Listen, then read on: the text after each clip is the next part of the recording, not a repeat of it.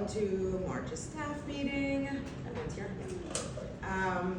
So before we get started, does anybody have anything to bring up, mention, want to talk about in today's meeting? No?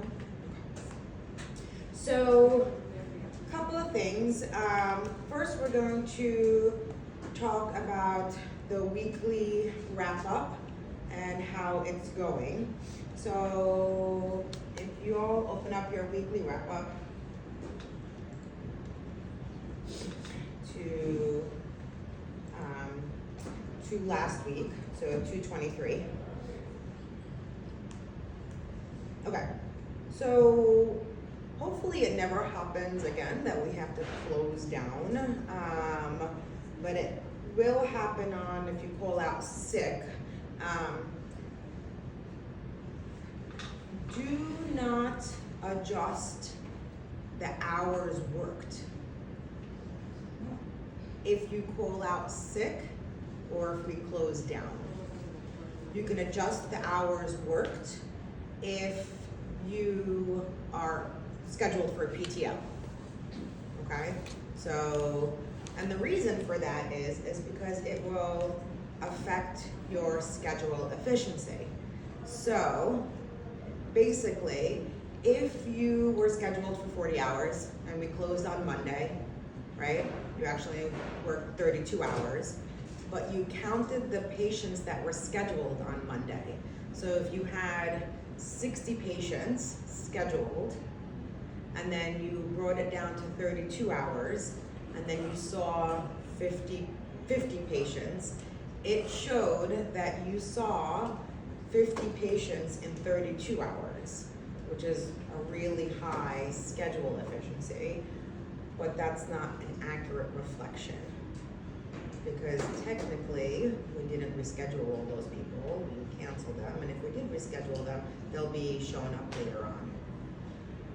So, I mean, I adjusted it all now, but I don't know if you guys noticed, it had you all at like 150% schedule efficiency. So clearly an inaccurate number, because it saw that you had 60 patients scheduled in a 32-hour week, because you didn't then adjust the number of patients that you had scheduled. We didn't subtract the number that we took off the schedule. Does that make sense? So you had 60 patients scheduled at the beginning of the week. We shut down, so we took away 10 of those patients. So now you have 60 patients in 32 hours versus 60 patients in 40 hours. So that's a high schedule efficiency. That's amazing, but it's not accurate. Your clinical efficiency will then be calculated accurately because it's the number of patients that you actually saw. So we want to see how effectively our schedule is being done. Does that make sense? So if you call out sick, or if we have to close, which I hope we never have to do again, but it happens, do not adjust your hours. But if you're scheduled for PTO, then of course take those, because you never had those patients scheduled to begin with, obviously. Shoshana, thoughts? Well, your clinical efficiency will also be off then. Well, because those are the number of patients that you actually saw. So it's an accurate reflection. It's going to be over, let's say somebody was supposed to work 40 hours that week, right? Yeah. Mm-hmm. They really only worked 32 hours. Yeah. But it's still going to be divided by the number of slots as if they worked 40 hours. No, it's divided by the number of slots available to work. Which is determined based on how many hours you work. Right, so your clinical efficiency is going to be recorded accurately though. The number of arrivals versus slots But I'm saying the number of slots is not gonna change. Like your if hours, there weren't really those 10 slots on Monday, right? Yeah. but it's going to count those 10 slots on Monday. So now, I mean, let's say you had like a full schedule, but then all of your Monday went away. instead of being like 100% clinically efficient, you'd be 80% clinically efficient. 17 divided by 15. Yoshi says okay. Well, Yoshi says you're right. Yeah, because your clinical efficiency is efficient of what you saw. Right. So that number of what you saw has to be reflected in the number of hours you actually worked. The number of hours that you could have worked. That you could have worked. So calling out sick means that we had to cancel those patients. That's why you would not put in those hours if you had a PTO. Well, we actually lost those patients if you called out sick. Right, I guess my question is what are we trying to establish based on the number? Because if it's like, if the clinic is closed, then we could not work. That's, Clinic is closed, we could not have worked. The clinic is closed and we lost those patients. right. So it'll show us a loss that week. So we're hoping that doesn't happen again. That number is accurate for a normal looking week. So what we're looking for is 86% clinical efficiency on a normal week. Right.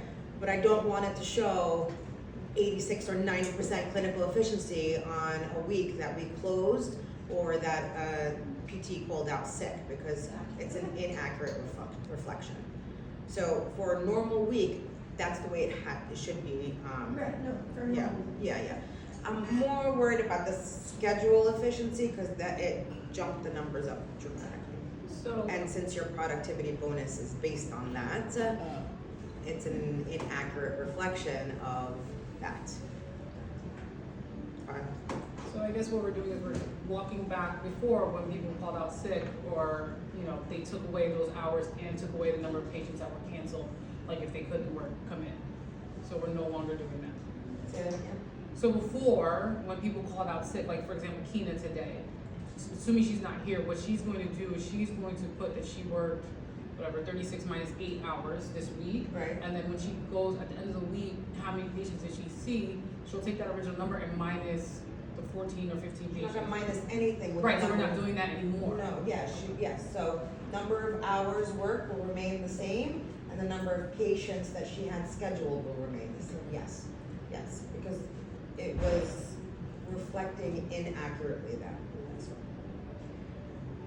Which is going to bring us to our next thing, and actually the biggest bulk of what we're gonna be talking about, today. So, you're giving her. Yes, yeah, no, definitely, your numbers are. The numbers are good, but that's why the productivity bonus is based, is based on those numbers, so if it's there, it's good. But, I noticed that when I was doing payroll, I was like, why is everyone's schedule efficiency 150% on a week that we were closed, no less, like, holy moly. So that's what made me go back and look more carefully, and I was like, oh, well, that doesn't make sense. Which led me to my next thing, which I was gonna talk about anyway, but this will make it a little bit more in depth. So remember the reason why we started all this and why we started looking at the numbers and all is because our ultimate goal is to have a high successful graduation. And since we've started till now, our successful graduation rate hasn't budged all too much. It's gone up and down, but all within a 5% difference. There hasn't been much of a dramatic change to the rate on which we are successfully graduating our patients. And not to say that we're not successfully graduating patients. Obviously, I see the active patient reports. I see there's patients that are successfully graduated, but there are some that are not. And what our goal is to capture those some that are not. And it all, comes to start from what we're prescribing to the patient on the initial evaluation. So we sit down with the patient, we evaluate them, we go through their goals, and then we give them a prescription on what they should come in terms of frequency and duration. So we track that, and our prescription rate, meaning what you guys are prescribing to the patients, not what they scheduled, but what you're prescribing to them, has been hovering in the 1.5 range. That means maybe a couple of patients are getting prescribed 3 times a week. Some are getting prescribed twice a week, and some are getting prescribed once a week. And some are getting prescribed 1 to 2 times a week, and some are prescribing 2 to 3 times a week.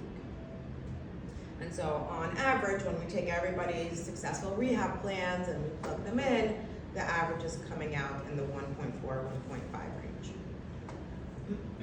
So let's talk about now, what is the hesitation on prescribing someone PT 3 times a week? One at a time. I'll get you. I would say, not a hesitation, but I know a lot of my patients are like frequent flyers, and they're used to coming in twice a week. Even before I even do like the successful rehab plan, they're already like, yeah, I'm booked out 2 times a week, you know. So I'm like, okay. So there's that, and then there's some people that Okay, pause. Let's do one at a time. So for the ones that are old timers, and that's what we used to do. So when they say, yeah, I'm booked out 2 times a week, do you feel they would benefit from 3 times a week? I think because I know them, I know that they're coming in twice a week and they're rescheduling. So, I mean, yes, in a physiological, yes, you benefit from 3 times a week, but I know that they're coming for the twice. Okay, but will they come in for the 3 times? And will they get better faster if they come in for the 3 times? Yeah. Okay. And what else? My other one was gonna say, they come in and they're like, I have this, I have pickleball, I have yoga, I have this. They have very crazy schedules. So I can see like 3 times a week, it's gonna cut down to twice, whereas twice a week probably is a little bit more, they can stomach that. So you think that 3 times a week would be good, but because you know they have crazy schedules, you prescribe twice a week. Okay. So in essence, you're not giving them the chance to even to schedule 3 times a week. You're not giving them that choice. You're making a decision for them on how crazy their schedule is and how important this is to them. Right? Is that fair to the patient? No. Let them make that decision. You prescribe what you feel is right for their particular plan of care for that particular episode, and let them make that decision. Do not make that decision for them. Andrew. 2 things. First off, I'm only here twice a week, so for continuity of care, some patients only want to see me. I mean, I do have conversations with people. I actually did get a really positive comment from one of my patients that said that they've seen every single therapist here at the same level of care with everybody, so that was awesome. But that's definitely one of them for me, because I'm only here twice a week.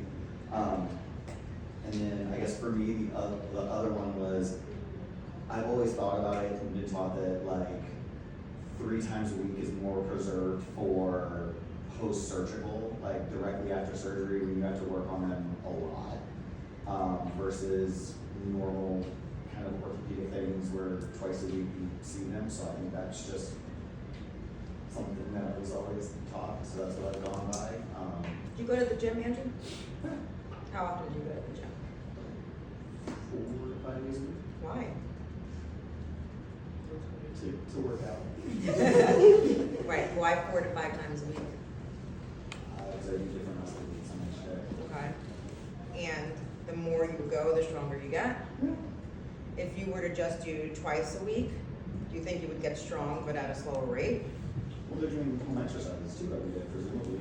Presumably. Right. Yeah. Would their home exercise program be better off in the clinic under the watchful eye of a skilled PT, where the skilled PT can modify, can advance, can progress, can answer questions, and can ensure that the actual exercises are being done. Yeah.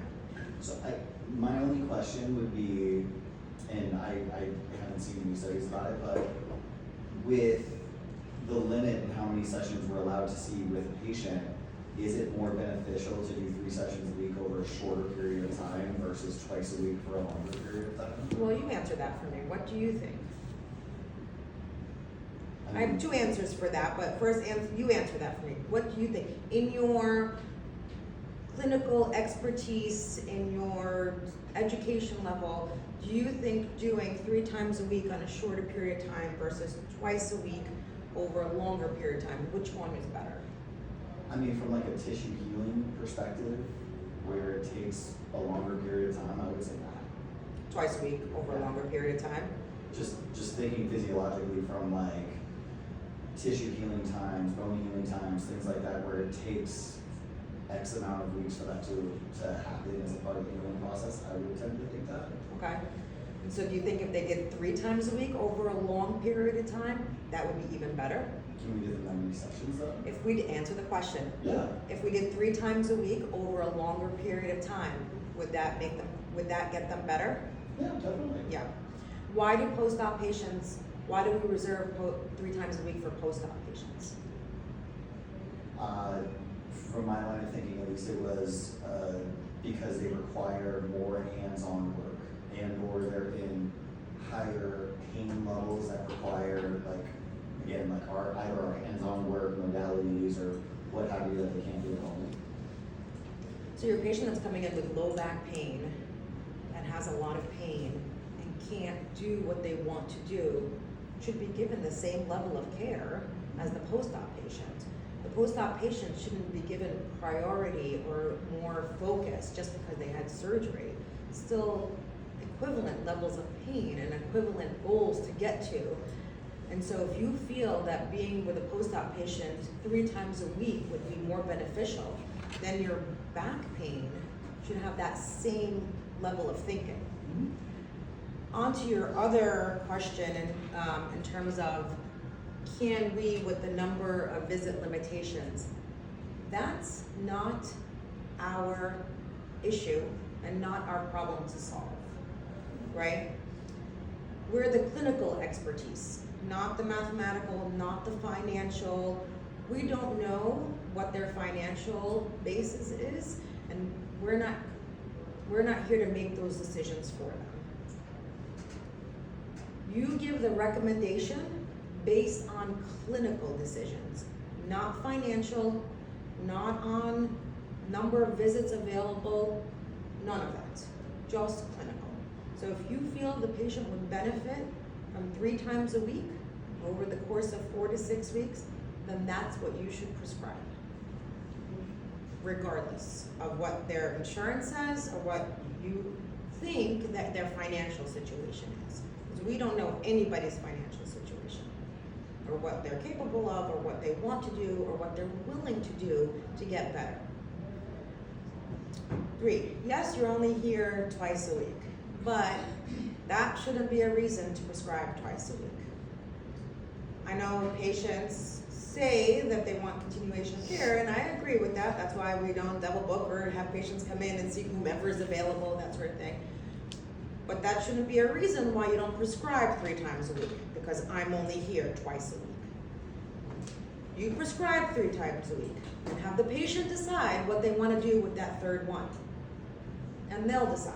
They'll ask you for recommendations on who they should see. Like you said, one of your patients saw everybody and loved everybody. We have an open communication here where we all talk to each other about the patients. And so I feel very, very confident that any patient that sees any other provider will get excellent care and then be able to communicate back to you. But it's not a reason to prescribe twice a week, because you're shortchanging the patient, possibly affecting their overall level of care and their goals because of your work schedule, and that's not fair to the patient. Okay? So think about that when you're making the decisions about what you're prescribing to the patient. Tanya. Kind of talked about it a lot, but authorization, I feel like not necessarily always like the prescribed, like successful rehab plan decision, but like the follow through, like after say the first ASH progress and the second ASH when we're like starting to get a little bit less. Definitely the patients are less likely to want to adhere to like the original recommended plan because of that fear of, oh, I only got 5 last time, I'm worried I'm only going to get 2 next time. Like, yeah. Same thing that I just said to Andrew. Your prescription should not be affected by their insurance limitation or their authorization. When you get to that point of denial, then we deal with it then, and the patient makes a decision on what they want to do. But the thing is, if they're coming in 3 times a week, they're more likely to get better quicker. So they don't have to be here for twice a week for 6 weeks. They can be here 3 times a week for 3 weeks. Mm-hmm. So this is not about getting more visits out of the patient. Does that make sense? Not trying to get more patient visits out of the patient. Because guess what? You guys are getting a lot of visits out of the patient. A lot. Our thank you. Length of stay is 18. That's higher than the national average. You all are getting a lot of visits from each patient. That's not the goal. That will not increase the successful graduation of the patient. This is not about financial, because if you look at the big picture, the finances are the same, right? For me, 18 visits is 18 visits, whether I get them in a month or get them. It's not about that. It's about getting them better quick. So 3 times a week over 3 weeks is 9 visits. Twice a week over 6 weeks is 12 visits. We might not get those 12 visits. We'll get those 9 visits. Now, if the insurance runs out, if they feel they're getting better, they will continue to come. But if their insurance runs out and they're like at 60 to 70% of where they need to be, then I'm like, is it even worth it to continue? I'm such a slow rate. I'm getting better so slowly. Like, how much longer is this gonna take? But if they're here for 3 times a week and it's 3 weeks and they're like at 90% and they're almost there and they're like, geez, it's only been 3 weeks and I'm like 90% better. I just need another week or 2 of this. Gosh, I can pay for that out of pocket. Can you see that perspective from the patient? So this is not about getting more visits, more total visits out of the patient. This is about getting everyone better quicker. This is New York City. People want results fast. They've been here for 6 weeks. Their life changes, their schedule changes, they go on vacation, holidays happen, they're sick of coming, they're like, this is dragging on. That's when they're like, oh, well, yeah, okay, my insurance denied. Okay, it's been like 6 weeks already. This is getting too much anyway. My schedule's getting crazy. Let me look at my work schedule and I'll get back to you. Okay? It's not about getting more total number of visits. This is about frequency and duration to get them better. A professional athlete is on the field within a week, on the field within a week. Because they are seen every day, 2 to 3 times a day. Frequency, duration. If we told the professional athlete, I'm gonna see you twice a week for the next 6 weeks and then we'll reevaluate things, he's gonna be like, peace out. I have stuff to do, I have money to make. No way. Let the patient make their own decisions about their financial abilities, by their schedule abilities. Do not make those decisions for them. Do not let your decisions be affected by what you think their life is. they will make those decisions on their own. You give the prescription. And when you give the prescription, you give it to them with accuracy. Meaning, 2 to 3 times a week is not a prescription. 2 times a week is a prescription. 3 times a week is a prescription. Because when you give them a choice of 2 to 3 times, guess what they're choosing? 2. You give them a choice between 1 to 2 times a week, they're choosing 1. So 1 number for times per week and 1 number for number of weeks. Okay? So 1 to 2 times a week for 8 to 10 weeks. Too many variables there. Don't give the patients those choices. Because that also shows that maybe you're unsure. Is it once a week or twice a week? Is it 8 weeks or is it 10 weeks? What is it? When do you want to reevaluate them and see where we're at in terms of goals? Does that make sense? Shoshana. I don't have anything that wasn't already said. Right. But just sometimes you get a vibe from a patient that they're generally overwhelmed. And so like, I could see a situation in which the patient is like, oh, they said to come 3 times a week, I can't come 3 times a week, so it's not gonna work, I can't do PT. Okay. That's good. Then they shouldn't do PT. Then this is not the right time for them or the right place for them. Because if they can't commit to what you feel they need, then they're going to just do 1 appointment here and there. 6 weeks will pass of 1 appointment here and there. And guess what? They did 6 weeks of PT with you and did not get better. So will they recommend you?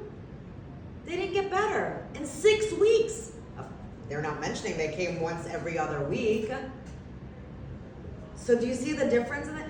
Doesn't matter. Don't judge the person or know or or pretend to feel what know what they're feeling. Okay? You give your prescription and then allow them to make the decision. Even if they don't make the decision right then and there at the front desk, they're gonna go home, they're gonna talk to their spouse about it, they're gonna say, my therapist said 3 times a week for 3 weeks, I can't do that. Possibly the spouse or partner is gonna be like, look, if your PT wants you there 3 times a week and thinks that you can get better in the next 3 to 4 weeks, let's figure this out. Can you see that conversation happening in some households? Happens in mine. So you make your clinical decision based on your clinical findings, not on the patient in front of you. Because maybe they're just overwhelmed that day. They have a lot going on that day. Who knows? It doesn't matter. That's not what we should be deciding on, making our decisions on. Okay? And if they can't commit to what you're prescribing, whether it's 2 to 3 times a week, if they can't commit to it, then you don't want them coming in anyway. You're not going to be able to successfully graduate them. They are not going to reach their goals. They are not going to get better. Now I know that you have some exceptions with your pelvic floor patients. That's a subset. Don't worry, that's not what we're describing. That's what we're talking about. We're talking about general orthopedic patients, not pelvic floor. That's not what we're not here to make the decisions for them. We're here to make clinical decisions, prescribe what we think is best, and then let them make the rest of the decisions. Okay? Yoshi. My biggest concern was the insurance thing. Okay. So based on what I've said probably 19 times already, do you have any follow-up questions to that, or do you feel I think it's pretty good. clear? Yeah. Because I know you guys are saying that you're prescribing that, but in actuality, let's look at the weekly wrap-up, and let's look at line 25, which is weekly visit frequency. which is the number of active patients you have, right, from your active patient report, divided by the number of arrivals. So, of all your patients that you have, that you prescribed 2 to 3 times a week, on average, they're coming in 1.19 times a week. I don't know. I'm a PT. Yes, I haven't worked in the past year, but before that, I had been treating for 24 years. I have never been able to make someone better in 1.1 time. I don't even know how to. So, it's just to show you that, like, you're giving them these choices. It's too many choices.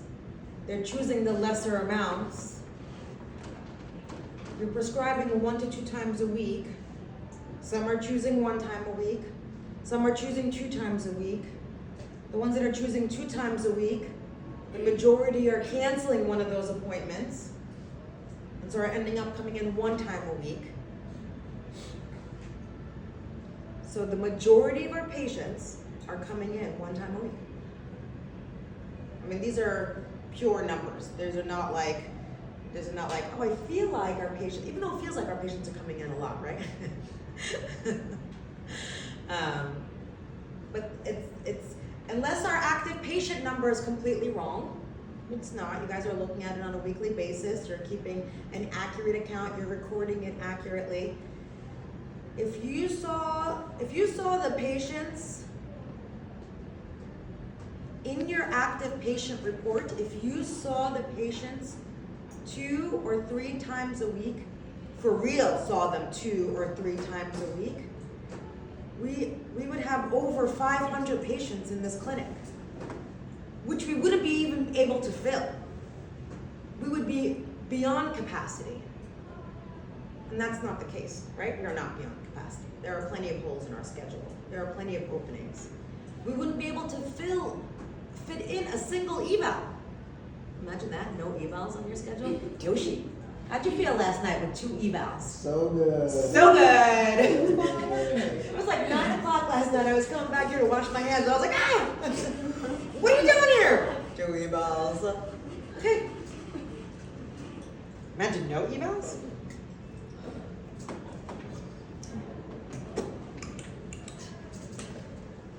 Imagine no evals. Hey, front desk, imagine no evals. Yeah. Oh, less paperwork. So, can you see where that all plays into? So if you have holes in your schedule, if you have a lot of evals, you're not seeing your active patients. Those on your active, or your active patient list is not as accurate as it should be then. I don't think that's the case because I've been looking and it's pretty accurate. So total number of active patients that we have, if we saw them 2 to 3 times a week, we would have actually exactly 533 patients on the schedule. We do not have 533 patients. In fact, last week we had, we saw 336. Obviously, we had the snow day, so number of scheduled visit was 439. So we were 100 visits short of what we could have been.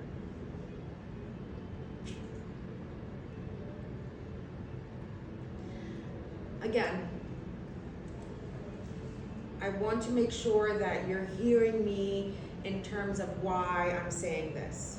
And this is really important. It is not to get more visits out of the patient. This is not coming from a financial standpoint.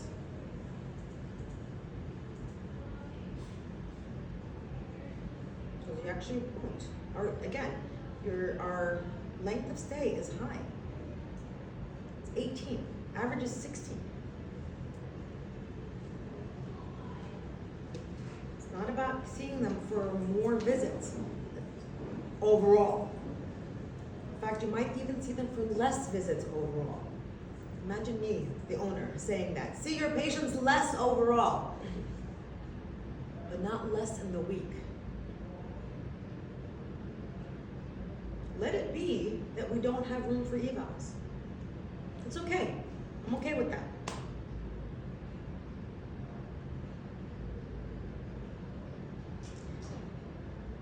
Any questions?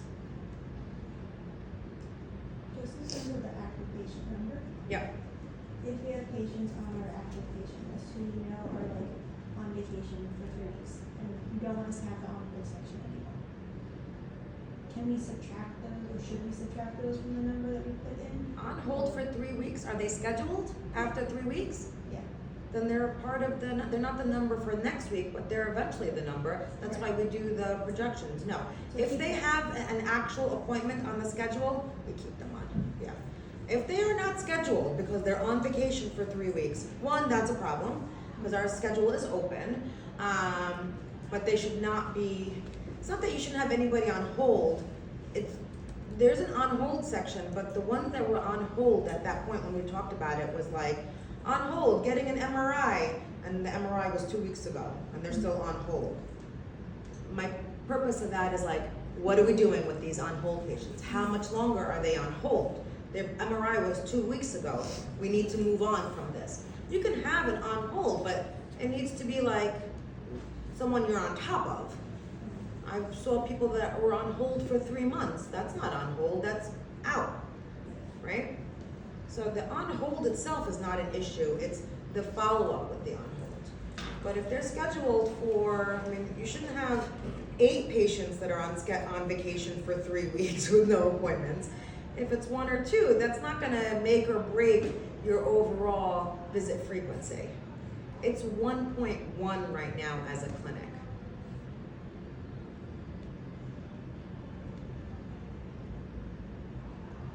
It should be above 2. Our goal is 1.8. So I'm not even looking for the goal to be what it should be. I'm just looking for it to be closer to 2. Because closer to 2 means a lot are scheduled 3 times a week, many are scheduled twice a week, and then we have the stragglers that are once a week because they're pelvic floor, because. Make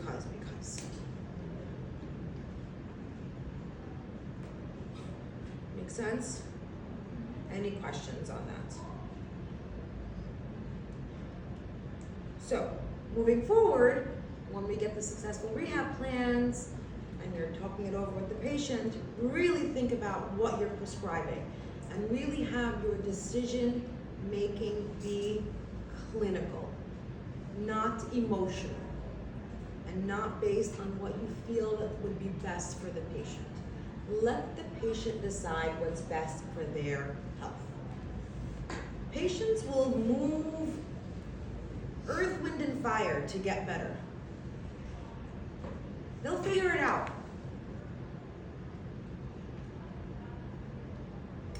So, in order to help with this, we've come up with some visual aids. Yay. So, we talked a while ago about the 4 phases of recovery. I know it's small here, and I'll bring it around so y'all can see.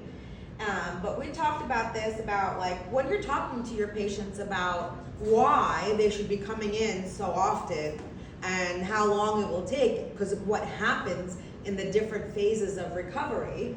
There's the 4 phases that we talked about, where phase 1 is you're trying to just minimize their pain and inflammation. Phase 2, you're trying to restore their mobility, flexibility, and strength. Phase 3, their return to normal activity. And this is where we lose the majority of patients, right? When they're like, I'm good, I'm back to doing what I wanted to do, I'm playing pickleball. But this is where we get patients 3 months from now calling back with the same problem. Why are they calling back with the same problem? Because we skipped and neglected phase 4. We didn't explain phase 4 to them, they didn't hear phase 4, they didn't know about phase 4. And phase 4 is prevention of injury and maintenance of strength. So you want to get them not just back to them playing pickleball, but making sure that they have all the right tools and can do all the right tools so that this will not reoccur. We'd love to see them again, just not for the same thing, right? Like, how hard is it for you to see that patient on your schedule that you just discharged 2 months ago for shoulder pain coming back in again for shoulder pain? You're like, oh my God, I gotta start this all over again. And they didn't do anything, they didn't keep up with the exercises, they did pickleball, they really didn't have like a program to do. So we wanna make sure that they're here during that program of injury prevention. Okay, we have a full gym out there, all the equipment, everything that you need. So this visual, it's gonna be a big poster. It's gonna be on that wall, and it's gonna be on that wall.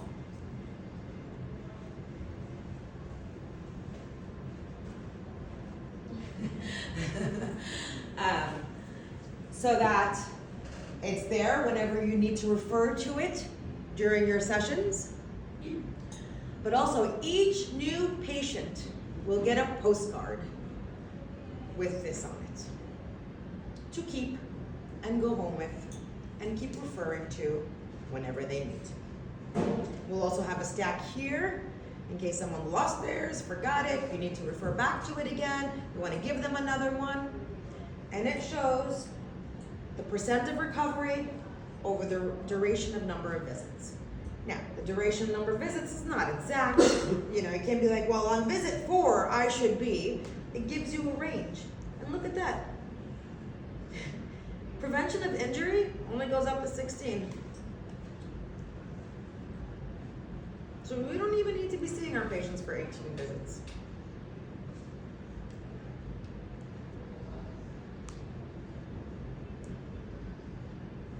So 3 times a week for 15 visits, just 5 weeks. Somebody can commit 5 weeks here. It's hard to commit 3 months here. Right? We're doing twice a week for 12 weeks. It's 3 months. It's a lot. We don't need to see them that long.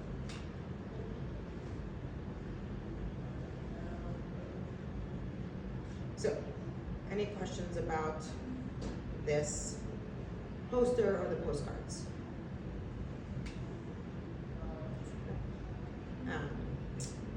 They are being ordered and will be here shortly. And when they're here, we'll start giving it to every new patient that comes in. And then we on the list. Okay? All right. What else? I think that was my just want to make sure. Yeah. That's it. That's it in terms of all that. So any questions on that before we just move on to just a couple of housekeeping items? Nope, okay. A couple of housekeeping items.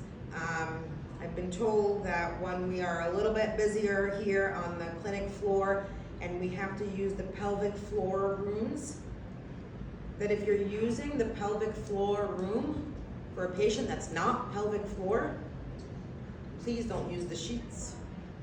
So aides, remove the sheets, put them underneath. PT, if you're bringing the patient on there because they were running late or whatever, just gather the sheets and just place them underneath. An orthopedic patient doesn't need sheets that need to be laundered, so it can save a couple of trees or whatever it is that gets wasted when we do laundry. Huh? Headaches and brush. Authorizations, when you guys are submitting your authorizations, please look carefully on what you're submitting. Make sure that the pain scales are accurate, make sure the date ranges are accurate, make sure the diagnoses codes are accurate. And make sure, like on the Optum ones, that everything is filled out by you and by the patient. If Dayon gets an authorization and that's not filled out accurately, it cannot go through. And if it does not go through, these are time sensitive.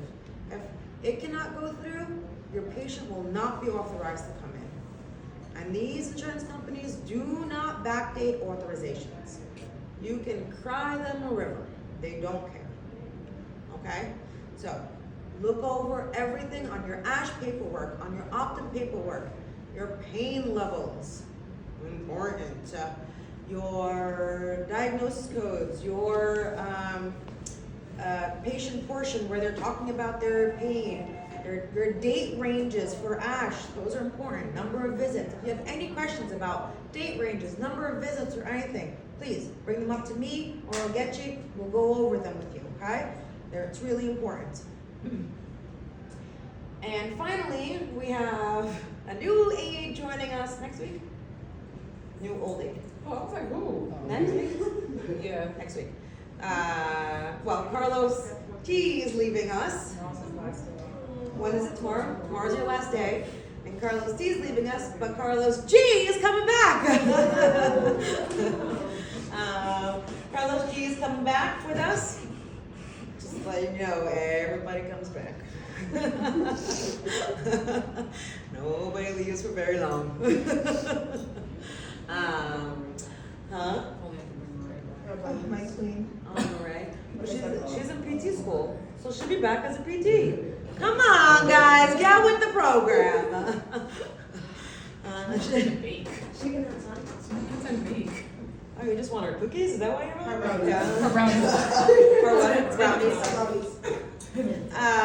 So yeah, Carlos G is coming back next week. That's it. Any questions on anything?